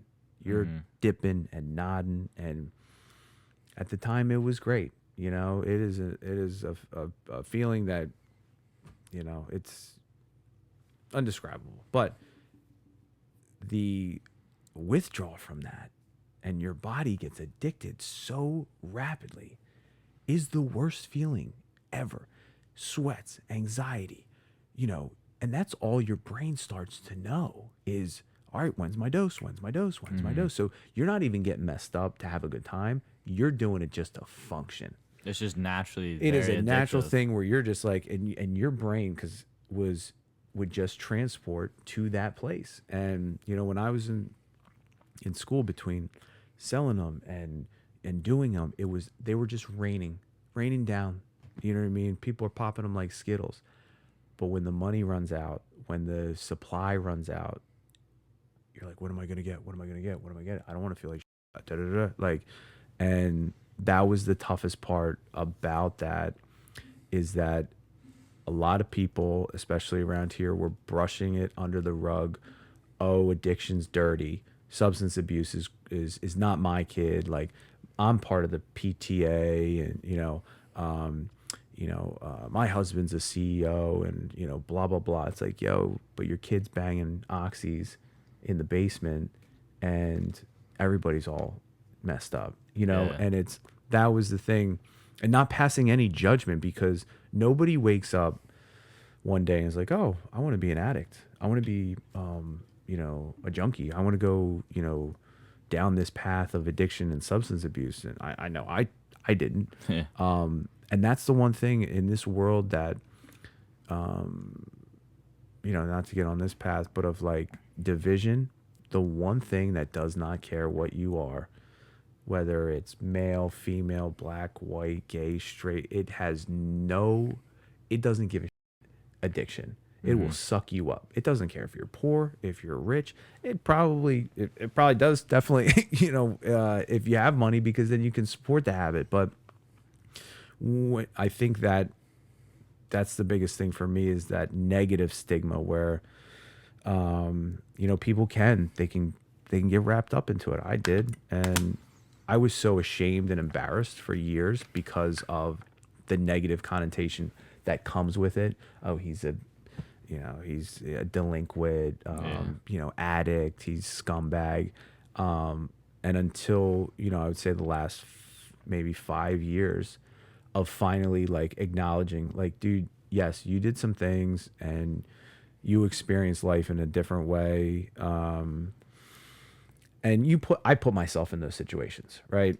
I was willing to, do these things and experiment and roll the dice with life. And that was a big thing where ego was getting involved. It's like, I'm good, I'm totally fine.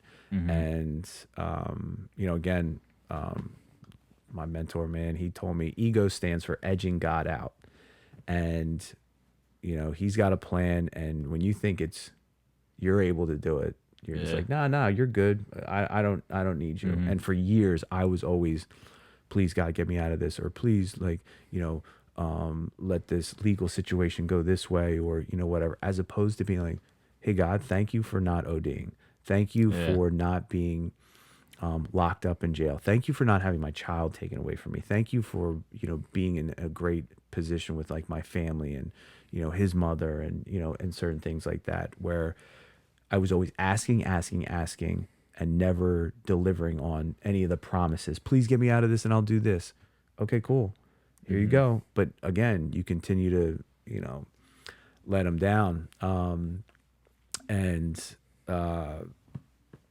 just, it gets to a point where you just have to, one, look at yourself in the mirror and be like, okay, acknowledge that you need help and you are helpless to this disease, whether it's alcoholic, drugs, whatever the case may be. And then figuring out what you want to do, from that. But yeah, man, I mean, circling back to the whole rise of the OxyContin, it was just like I am still in awe of how that even became prescribed, was on the market, but then also handed out like it was nothing.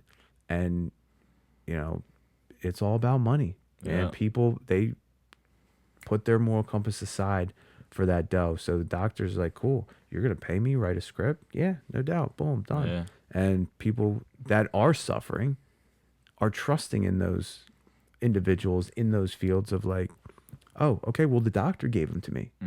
And then that leads to, so many crazy things, which, I've had close people pass because of that. It wasn't like they dove in, they're like, oh, I'm going to try heroin one time, and then they died. It was a progression of, the pills based on the irresponsible handling of prescriptions. Yeah. So I was listening to a podcast when I ran yesterday, and they just talked about this for like 25 minutes. Have you heard of Ibogaine? No. I don't know much Like about is it like a painkiller or no? I have no expertise to be talking about this after listening to a podcast. They Right. talk about it for like half an hour. Right. That's why I was just curious if you knew anything. But they were just talking. It's a psychedelic that is, from my understanding, like it's like known for its non-addictive substances and to like get people off addiction. So the guy, it was on Joe Rogan. Oh, okay. And he said, like an ayahuasca type deal? I think it's something like that. And that stuff, like Man-made or like chemically chemically Okay. made, like a root or something like that from Right. South America, whatever. Like that stuff fascinates me. Yeah. Like No, I it's mean- it's crazy. But yeah, like I've heard of the ayahuasca and listened to people talk about that. But the guy he had on was talking about, so he was a military veteran, severe PTSD, was drinking like a bottle of vodka a night, Right. like insane. And he did it's banned in the US, but Of other course places, it is, yeah. probably because there's no money in it. Yeah. Or what they want to do there is more money in the management, right, than there is Yeah. the cure. Yeah. They got a cure for cancer. They got a cure for AIDS. They got a cure for all of it. And you know what it is? It's like if you watch TV again too, right? You watch and especially certain channels, the advertising, they know exactly who's watching. And you see these pills. Hey, do you have a hangnail? Well, hey, take this pill. And then it's like at the bottom, side effects include suicide. Your skin's gonna just start to bleed. Your ass is gonna fall out. Like all these things. But you watch the marketing and you see all these families and people happy, hitting the volleyball, doing the thing. They're at the park. They're having a picnic, and it's like, Yeah. no, because Yeah. that's another thing that they want you to take. And It's like prescribe instead of yeah, fix, find the root or- cause, yeah. right? And handle it there. One of my best friends growing up, he has a chiropractic office in Westchester, and he helped me. I was having this pain in my arm. This was years ago, and he gave me these neck exercises. And I was sitting there, I'm like, "What's this got to do with my arm?" He's like, "Dude, trust me," And I'm like, "Yeah, no, I got you." But what he did was he was diagnosing where it was coming from, and he was like, "Are you doing a lot of driving?" And I'm like, "What?" And at the time, I was working in media, and my son's mom lived in Lionville. So I'm going from Westchester to media back to Westchester to Lionville. And I was in the car a good amount of the day because when he was staying with me, I would pick him up. And I'm like, yeah. He's like, well, the way your foot is and then your arm. And I'm like, okay. So, but if I went to somebody else or a doctor, oh, here, you want a couple Vikes? Take that pain right off. Yeah. Like the way that he handled it was amazing because he's like, dude, my whole career and goal, especially now, is to get to the root cause so that you can fix it. Yep. And then we can work together as opposed to just, here you Yeah. go pick up your script. It'll be ready in 20 minutes. Yeah. Anyway, so the guy on the podcast, he was just talking about like how it basically just cured his Right. addiction. So I looked it up. What it says is let's see, it found that Ibogaine helped them reduce withdrawal symptoms and from substances like opioids. Also, as also it temporarily lessened cravings. Yeah. So, yeah. There's some other stuff that it's they crazy. met. They made like this thing. I don't know if it's still around, called Suboxone. That's like I think a blocker. I took that one time, and it's like if you were to do the drugs, like you're not gonna get high, so it like Okay. blocks it, right? They do have like methadone, which is extremely addictive in itself. That's like when I was in college, that's what I took, where it was like they get you and then they wean you off slowly. That worked. There's so many different things. I know that sometimes there's like surgeries that you can go under. You know, they have you kind of controlled. I don't want to say like put you in like a medically induced coma, but like you're out for, it's like a rapid detox and you're just like going through it, but you're asleep. So your body is like, Interesting. going, I don't know if they have it, still, but say for 24, 48 hours, you're sitting there like in a hospital bed tweaking Crazy. out. It's probably 50 grand, but, it would get you through those, because that's what it is, man. Like when you're not on it, like at least with alcohol, right? That the withdrawal of alcohol is your hangover, right? So that's going to last a little bit. With the opioids, it's shakes and shivers and flu, and it's like, who wants to go through that? So then it's like, oh, all I got to do is do a little bit more, and that's like, okay, I'm cured. Yeah. Only cured for like the next 12 hours, So Yeah. that's where it becomes this constant cycle. And dude, you go down to like Kensington or Allegheny, or you know what I mean? Like it Zombies. is a friggin' war zone. Like it Yeah. is just, and it's people that need help. Like Yeah. they need the resources to get through. Like, you can't just scoop them up and throw them in jail and do this or that. Yeah. Like, get them help. You want to build a Sixers stadium in Center City? Why don't you go fix up the city? Like, you got all this money. Oh, all of a sudden you got all this money for this big thing, which is totally going to disrupt like, Chinatown and the city. Like, and I don't necessarily know all the logistics for it, but that shouldn't even be an issue. Sixers, you got an area. Build it up. Make it nice. Make Xfinity Live like bigger, or do like another Yeah. thing.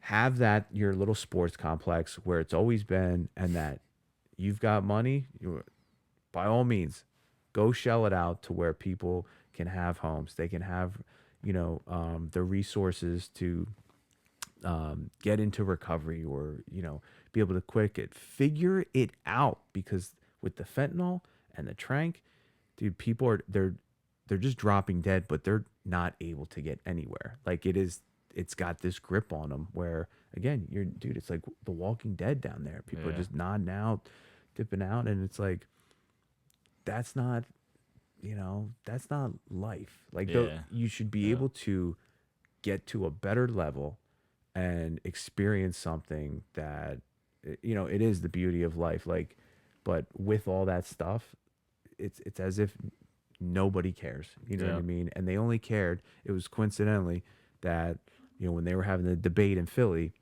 that they did a sweep and they cleaned up, like, got 30, 40 people out of there and tossed them in jail. It's like, oh, wow. Yeah. Big I saw coincidence. that's what they did in San Francisco. Yeah. Like the exact same thing. And I mean, It was like when that- the that president of place China is- was rolling in, yeah. all of a sudden the streets are clean and this and that. And it's just like, It's damn, wild. you guys got all money for, and it, like you said before, priorities, man. People's Yeah. priorities are here when it fits that agenda. I got to get Novak on this podcast eventually, bro. Dude, I'm telling you, man, he's like, that dude's got some absolute stories, man. And Yeah. I've hung out with him once or twice, Really? before. And, I mean, obviously he's doing great things. I love watching what he's doing now, Yeah. man. Like his voice, his platform, seeing what he has become, still is. It is, man. And like every word that he says, it is, dude. Like, and it's awesome because, I mean, from seeing him out and about from a distance, right? Yeah. Like I can't chime in and be like, oh, I know the guy, but like, I got some really good friends that are good friends with him. But seeing that, because years ago, you would probably, think to see on like a headline where it's like, you know, passed from overdose or, you know, whatever. But it is, I mean, that life, it's like you're dead or you're in jail. And it is awesome to see him be like 100%. Yeah. And put people, because then people can look and be like, okay, damn, dude, you know, you put my party stories to shame, where you're like, all right, cool. Because you can go from the tippy top, dude, to rock bottom in the span of no time whatsoever. And so shout out to him for just like crushing it in the recovery game, and also putting other people like in a good spot where you don't have to be embarrassed or ashamed, and really like tell your story. Because for me, I would always sugarcoat things, and now it's like, okay, this is what it is. Like, I was running wild and had no pause, 0 to 100. It's like a couple beers at the Phillies game. Nah, dude, I'm like bottle all night. 4 o'clock. What are we getting into? It's like, dude, it's a Wednesday. You know what I mean? So he was on this guy we had on the podcast. Shout out Kev Nichols. He has a podcast called The Loft. He was on his podcast in Philly. But yeah, dude, I would I would honestly like shoot him a message, and he'll roll around here. All right, so getting off of that life, that conversation. So present day, you're obviously at QVC, and there's so much to dive into there. But you're working at QVC, the whole food scene, everything. Like, you talked about like those Food Network shows. Like, I saw you were with like Jeffrey Zakarian, right? Yeah, yep. And like some of those big names like on the Food Network. Like, now you're working alongside those guys. Like how has that been? And like, how did you find yourself at QVC? It was an absolute blessing. I would not, without the recovery journey, and getting, you know, my act together, I would definitely not be there. Right. Okay. So, I was always cooking, you know, whether it was like restaurant and, catering, but I was going back and forth. I got let go of this restaurant that I helped open up. And I had so much time and energy like invested in this, and I thought it was going to be the next big thing. And it still's going, you know, I won't mention any names, but to those people that at the time I was like, you guys definitely screwed me over, you know? But it was the biggest blessing in disguise. Like that day that, you know, I remember one of the owners, she had her book bag. She's like, you know, this is going to be like, we're just going to part ways. And I'm like, I have like a family. Like, you gave me no heads up. She goes into her book bag. She has this like envelope of cash. She's like, this will get you through, you know, the next X amount of time. I was like, cool. Went down to the basement, grabbed my stuff, dipped. And I was like, peace. I was in not necessarily the best of mental spots, because I was like, again, here we go. Unemployed. I was able to file for unemployment. But I'm like, what am I going to do? Like, what am I going to do? And I was so beside myself, because I love cooking. I love entertaining. I love being in that space. But when it comes down to, unless you have something in writing, you don't have it. And they can promise you the world. So I was doing odd jobs. I was like helping out. Actually, my neighbor, he has a catering company. So I was doing that to get by. Okay. And I met up with, which I've known pretty much my entire life. My family, my parents and his parents have been best friends for 40 plus years. Shout out to Luke O'Brien. He is a musician. Welcome on the pod, dude. Luke, you got to get on the pod, man. That dude, he's just an awesome guy. Phenomenal musician. He's got some awesome. His catalog on Spotify is great, and he just has this positivity that like is just contagious. That you just want to be around and you want to be better. Just an awesome dude. So, him and I have always been close, but then, or we got a lot closer over the recent years. But I said to him, I was like, dude, can we make some cooking videos? Because he's awesome at social media. He has a videography and like a media company now. He's based out of Phoenixville, Luke O'Brien Creative.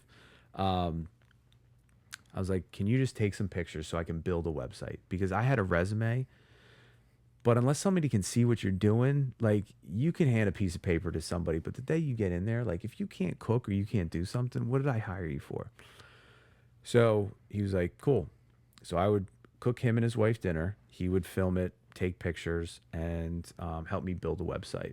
And he told me, he's like, dude, until you start investing in yourself, nobody's going to invest in you. I was like, all right, cool. So I would go home after a day of work. I would like cook food. You know, I'm sitting there, you know, trying to post this and do that. Like, and, you know, I had some friends who were like, oh, you're Mr. Instagram, Mr. Hashtag. It's like, are you going to pay for school for my kid later down the road? Like, Yeah. are you taking care of my family? No. So I'm going to do whatever I need to do to get to the next level. So I was at a restaurant. My buddy was bartending, and I was just having dinner, catching up with him. And a hairstylist from QVC was there, and we were talking food. And he's like, "Dude, show him the pictures that you posted."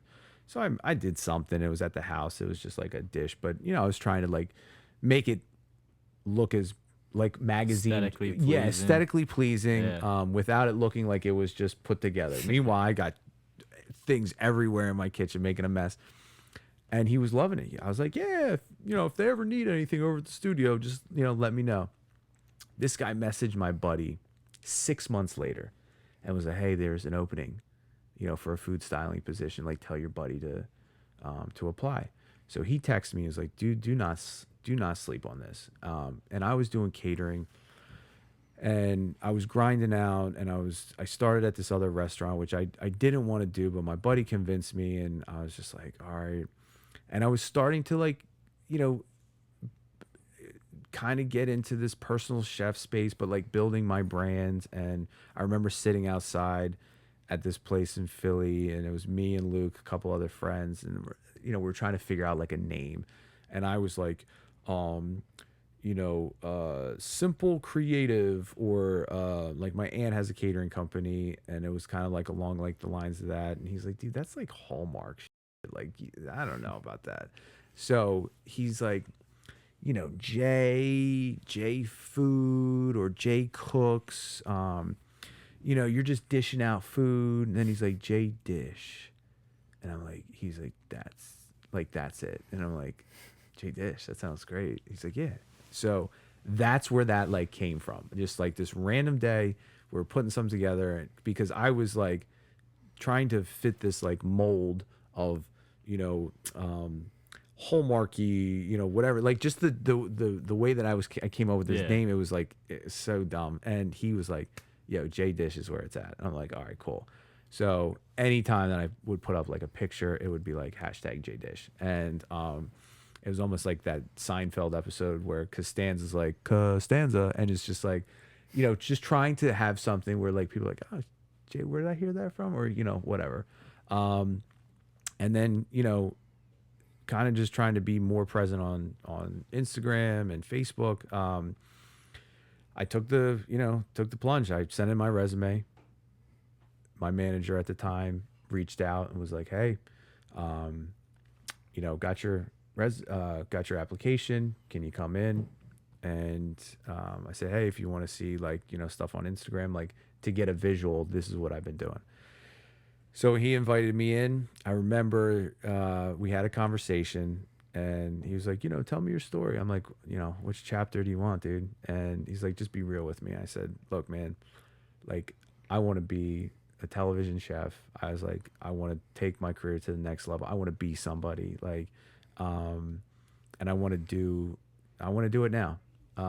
So I remember he had this cart of food, and he wheeled it into the conference room that we were interviewing. He's like, you got 20 minutes. I'll be back. I'm like, what do you mean? He's like, make something. So he gave me all this food, and it was like pork tenderloin and meats and cheeses and all this stuff, and asparagus and mashed potatoes. So I put together these plates. And I don't have like on my phone. I feel like my mom still got, because I sent her like the picture, but 20 minutes to the T, he came back in. I had like a charcuterie board and an entree plate done.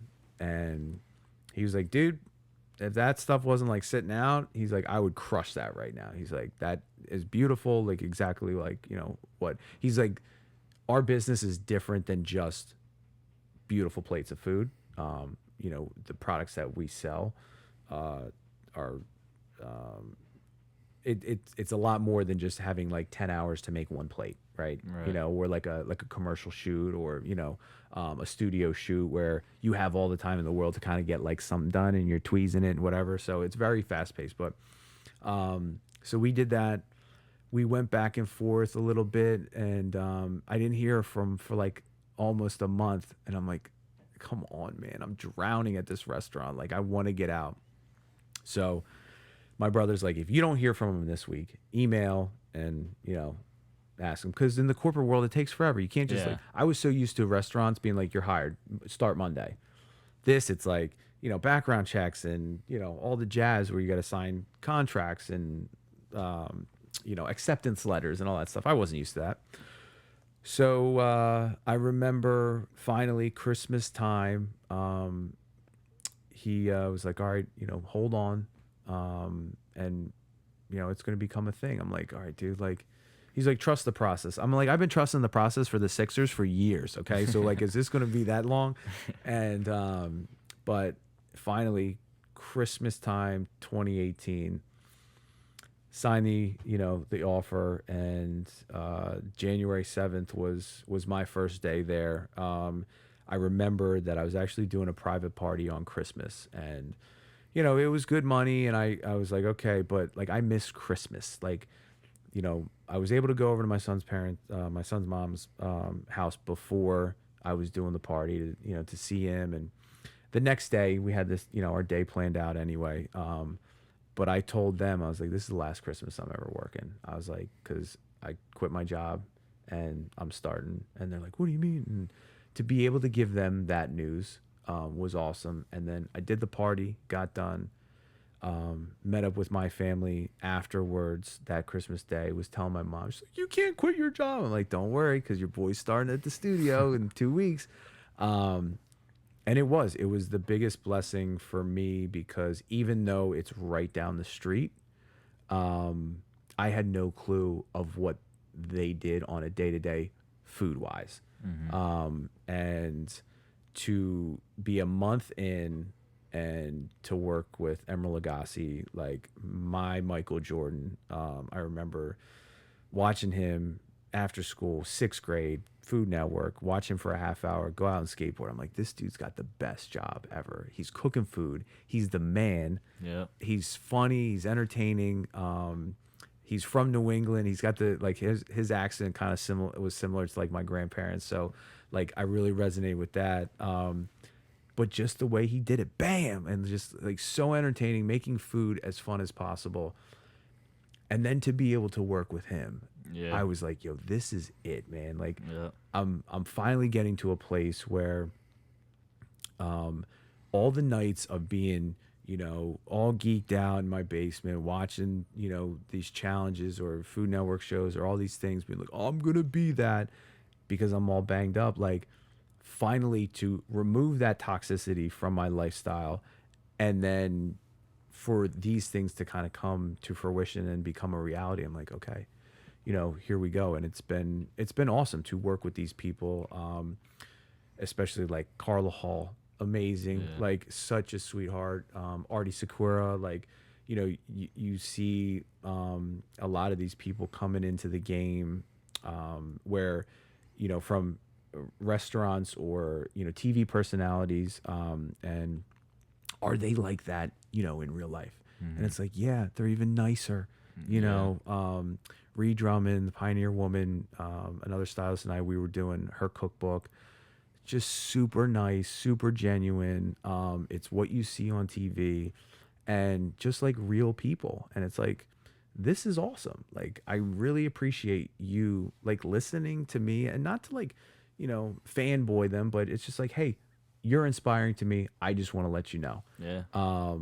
And I hope to get, you know, to your level, you know, one day, because a lot of these people, there's this huge platform, and it's exciting. So like, when you see some of them as as superficial or as silly as it sounds, but when it's like, you know, comes across, it's like Carl Hall started following you. I'm like, yo, this is great. You know what I mean? Like, or chime in on like a story, or you know, if you know, my son and I are on vacation, or we're doing something, and you know, someone's like, oh hey, you know, good luck in your game. It's like, wow, like you are surrounded by so many people in your day to day, but for you to take out time to me and be like, hey, you know, great job on that, or hey, hope all is well, or you know, whatever. It's it means the world to get to that level, because 10, 12, 15 years ago, never in my wildest dreams did I think I would actually be working with these individuals and building a relationship with them, because I was just in such a reckless mind state where I was like, why would you want me in your company? Because am I going to have to worry about you? Not saying not showing up, but are you going to be 100%? Because, you know, in our business, like you have to be 100% at all times. And yeah, it gets chaotic and it gets, you know, crazy because you're on time crunches and stuff like that. But that for me is like the thrill, making it happen, trying to have it, you know, humans aren't perfect, but you can strive for perfection. And, you know, we just had a big presentation yesterday, and it was just like, to be able to, you know, do that and then see it come to life on television, it's extremely rewarding, you know, and being in that space of doing what I want to do, of cooking food, having it be on television, being able to meet my inspirations,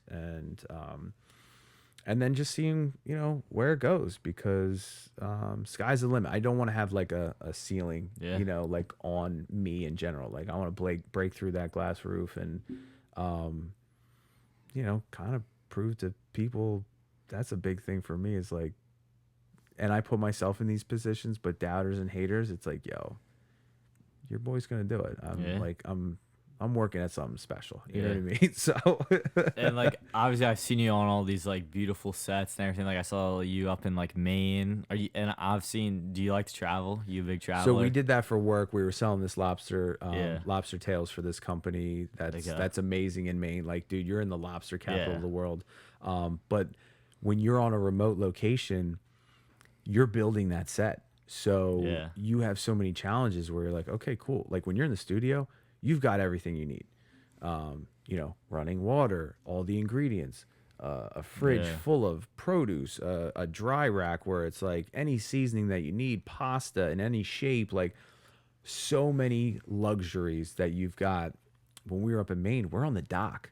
So like the studio team, they've got, you know, they got to set up, you know, their van with the monitors, power, got to make sure like the connection is there, like, you know, the Wi-Fi, and yeah, dude, it's like, you know, our whole job is to make sure everything runs, you know, flawless, but also to anticipate anything that could potentially be a challenge or, you know, a burden, because yeah, when you're sitting there on, you know, a lot of people are like, oh my God, you had the best time in Maine. It's like, yeah, no, it was great, but it was a lot of work, dude. Like you're cooking off, you know, 300 lobster tails in you know, prep kitchen and stuff like that. All right, where are we going to store them? What are we going to do? And so that's something that really gets me going. That drive is the challenge to make something out of nothing. And then at the end of the day, I mean, we had it rocking for 24 hours. And when the last presentation went on, everything was cleaned up and it was as if we weren't even there. So, it was I have to credit the people that I trained with, and that trained me for any of the success that I've had. Because walking in there, had no clue what I was doing. Right, I can cook food, I can make things look great, but when they show you, you know, how you're going to have to style the product or how you're going to have to accent this and, you know, work with so many different departments, it's extremely rewarding in that sense when you see things go off and it comes to life. And but I have to acknowledge the whole team, you know, that work. Like they've showed me so many quicks and tricks, and you learn from somebody, like we were saying earlier, like you learn from people every day. And I've got a crew that, you know, welcomed what I want to do there and have always been extremely supportive, in that sense of like, okay, cool, this dude wants to do something, he wants to go, but I would be like nowhere without the community, friends, family, of, you know, investing in me in that sense, because yeah, you can't just walk in there and be like, all right, cool, put that food on television. It's like it's a lot more. yeah. So everybody sees the during, right? The before and the after. That's all. Yeah. You know, that's the grind. You know what I Yeah. mean? So even like when I do private chef stuff and catering, you know, the execution of the party, absolutely, you know, stunning. And myself, or, you know, if another chef helps me, I have to hire you for my grad party. yeah, dude, I'm about it, man. It's gonna be we're gonna have, dude, a solid, You get a solid crew. Nick Myers, little painting. Yeah. You on the chef. You know just what I mean? Make the dream we'll team. have Christian come in, because, dude, if you don't have that Darla's sausage gravy, you know what I mean? Yeah.